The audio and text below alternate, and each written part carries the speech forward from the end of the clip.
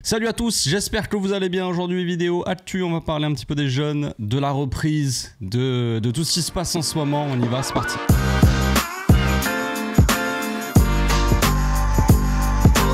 Au passage, n'hésite pas à nous rejoindre si c'est pas encore fait et à partager la chaîne autour de toi, ça fera plaisir à tonton. C'est officiel, donc le Barça ne jouera pas le trophée Gamper, comme tout.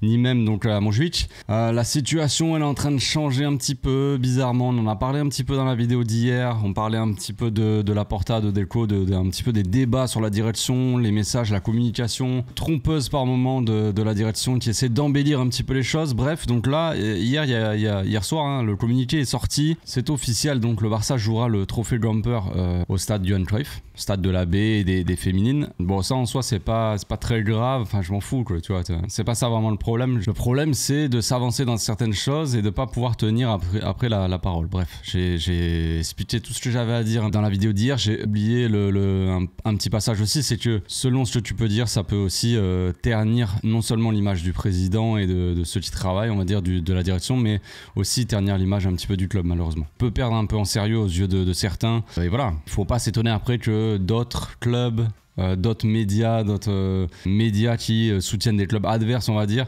ils te tapent un petit peu dessus et ils profitent de cette situation pour te tomber dessus. Tu vois, faut pas s'étonner de ça non plus, c'est le jeu comme on dit. Bref, donc c'est officiel, Johan Cruyff, donc il y aura 6000 places au lieu de potentiellement 30 000. Un manque à gagner qui est un petit peu peut-être comblé par les ventes de maillots de Lamine Yamal. Elles sont en train d'exploser, il y a énormément de commandes, énormément d'argent du coup fait sur ça. C'était assez logique, hein, l'annonce de numéro 10 de Lamine. Si on avait sorti le numéro 10, si ça avait coïncidé un petit peu avec la sortie du maillot, je pense que ça aurait été encore pire, ça aurait été encore plus...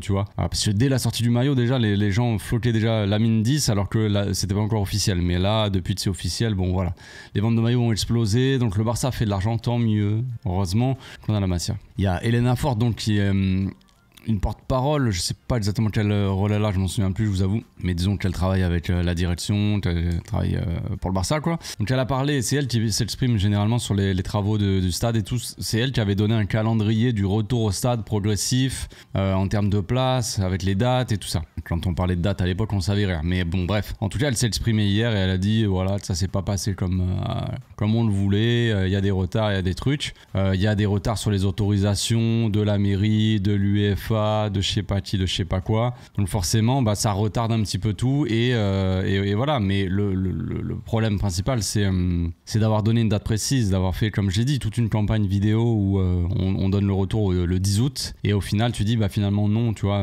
à ce moment là fallait pas donner de date, fallait dire on va essayer, tu vois, si c'est pas possible, tu vois, mais tu perds un peu moins en crédibilité si tu fais comme ça. Tu peux pas annoncer quelque chose de sûr si toi-même tu n'es pas sûr en fait. C'est logique. Quand tu es une entreprise comme ça, un club aussi gros que le Barça, moi si je vous dis normalement le week-end prochain je serai au stade, je vais aller voir le match et finalement non, il m'arrive une couille et je peux pas y aller, tu vois, ou alors j'ai pas l'argent, ou alors tu vois, je peux pas y aller. Je vais vous dire désolé les gars, bon c'est pas grave, tu vois, mais quand un club comme le Barça se dit il y a ça, on va faire ça et tu le fais pas, là c'est pas la même portée, la même importance quoi de tout ça. Bref, on change de sujet, on va parler un petit peu des jeunes. Donc là en ce moment, vous savez, j'avais sorti une dernière vidéo sur Ibrahim Diarra, je vous avais donné un peu le profil du joueur, enfin en tout cas de ma vision.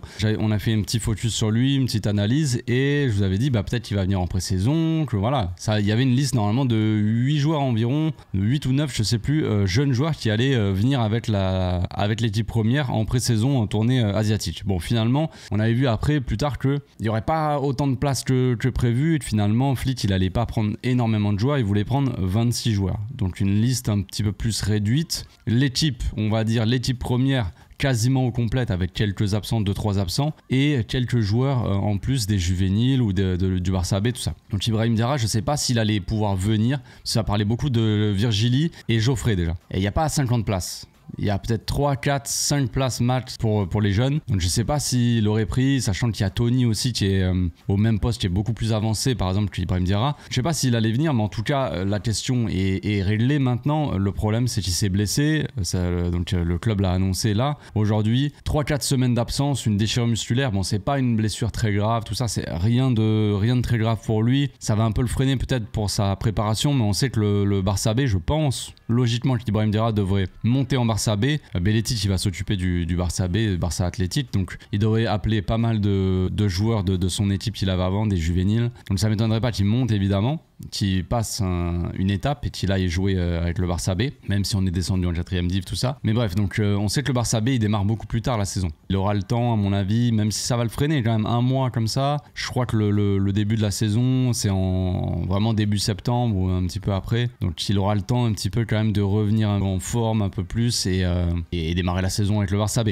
Bon, malheureusement, on ne pourra pas le voir à l'œuvre avec l'équipe première, mais de toute façon, comme je vous l'ai dit, on n'est pas sûr pour le moment. Et donc, sur le même sujet, apparemment, il y a Dro, vous savez, Pedro Fernandez, donc son surnom c'est Dro. À la Masia, c'est plus simple parce qu'ils s'appellent tous Pedro, donc au bout d'un moment, il faut trouver des diminutifs, des surnoms. Donc, Dro, apparemment, il impressionne vachement Flitch. Est-ce qu'on va le voir venir avec l'équipe première en pré-saison? C'est une possibilité, c'est une rumeur qui grandit, on va dire. Vraiment, il est très surpris par le joueur et très conquis, quoi. Il aime beaucoup le joueur, son profil, donc ça serait pas étonnant qu'il vienne. Ce qui est assez étonnant, c'est un joueur qui est plutôt des juvéniles B en soi. Il a joué quelques matchs avec les juvéniles A, comme par exemple la Youth League ou quelques matchs, mais sinon c'est un joueur vraiment des juvéniles B. Si je dis pas de bêtises, il a été blessé récemment, durant la saison peut-être, ou il n'y a pas si longtemps que ça. S'il a peut-être empêché de monter en puissance et de peut-être monter justement avec les juvéniles A, vraiment définitivement. Mais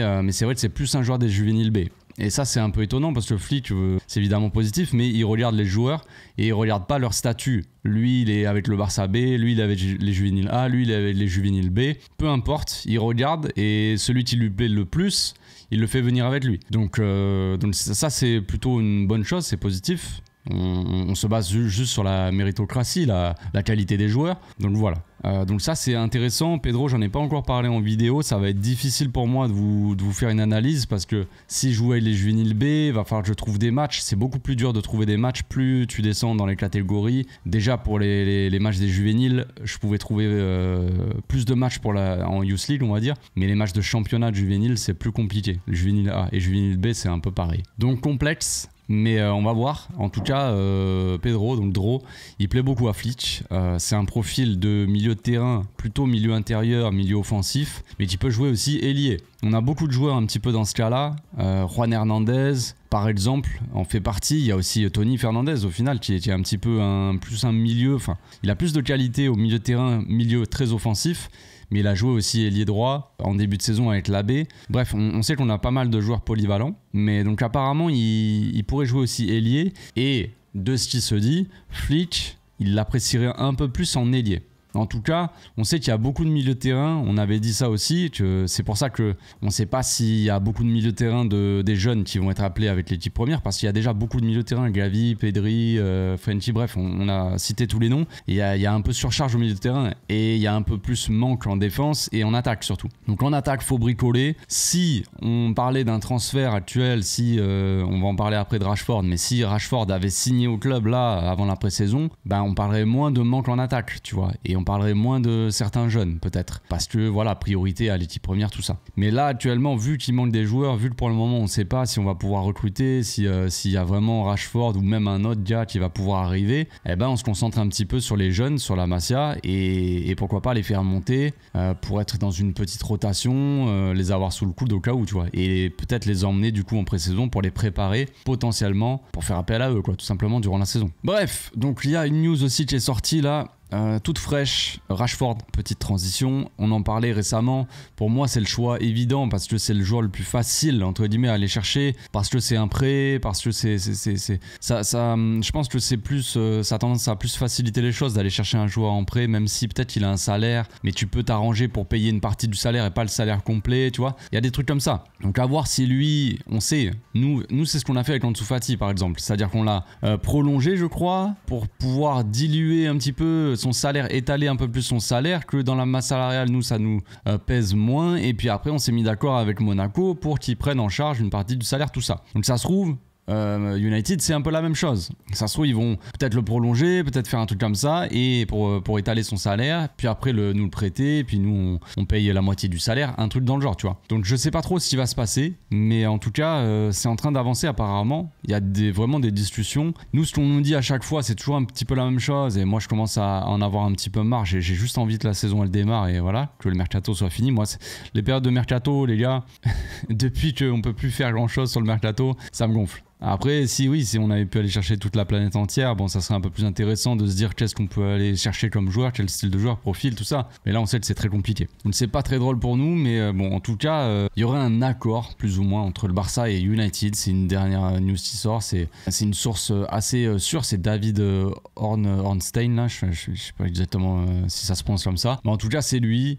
Généralement, il sort des infos plutôt correctes. C'est un peu le même délire que Fabrizio, tout ça. C'est des gars qui ont des sources, des infos assez crédibles. Donc il y aura un accord entre le Barça et déjà Rashford, je pense. Et il y aura un accord donc entre le Barça et United pour un prêt avec option d'achat. Maintenant, il faut pouvoir le faire, il faut pouvoir le mettre en place. On sait déjà, je vais pas vous mentir, vous dire c'est bon les gars, c'est fait, il arrive demain. On sait très bien comment ça se passe, on connaît déjà notre situation.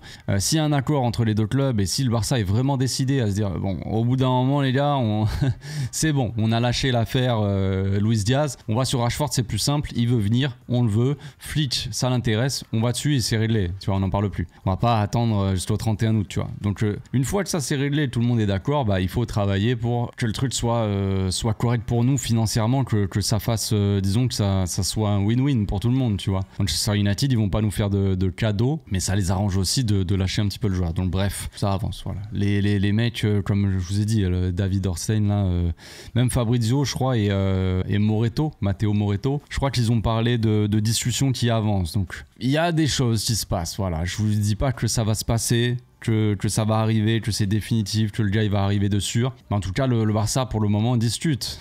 On est le FC discussion, vous le savez. Maintenant, il faut que ça se mette en place et il faut que Rashford arrive en vrai. Au début de saison, pas au début de saison, fin de saison, début de mercato, je vous disais, ouais, Rashford, moi personnellement, ça m'intéresse pas trop. Je préfère aller sur un tel. Mais on n'est plus dans cette situation où on peut dire, ouais, non, je préfère un tel, je préfère aller chercher lui. Non, on va chercher Isaac ou Julian Alvarez. Non, Isaac, il va partir en Arabie Saoudite et Alvarez, il vaut 150 millions. Donc en fait, on est plus dans cette situation, on est dans la situation où il nous faut des joueurs pour la rotation, un joueur de banc ou pas, mais en tout cas de la concurrence, tu vois. Il nous faut un petit peu quelques joueurs.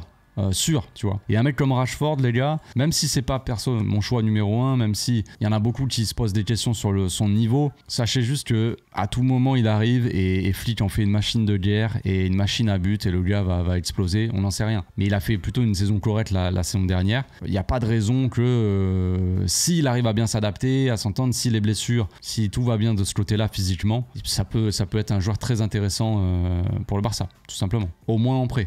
Pas de risque. Enfin bref, discussion qui serait très avancée. On verra comment ça va se passer les amis, peut-être que avant même la tournée asiatique ça va s'accélérer de fou et on va pouvoir se faire prêter Rashford et qui va arriver, qui va partir en tournée avec nous. Ça serait une bonne nouvelle parce que s'il faut signer un joueur comme ça, plus vite il arrive, mieux c'est pour nous. Il faut qu'il rentre dans le bain, qu'il se prépare avec l'équipe pour faire une grande saison tout simplement. Voilà, c'est tout ce que j'avais à vous dire aujourd'hui. On se retrouve bientôt pour une nouvelle vidéo. D'ici là, portez-vous bien, passez un excellent week-end, une excellente journée. Ciao, ciao.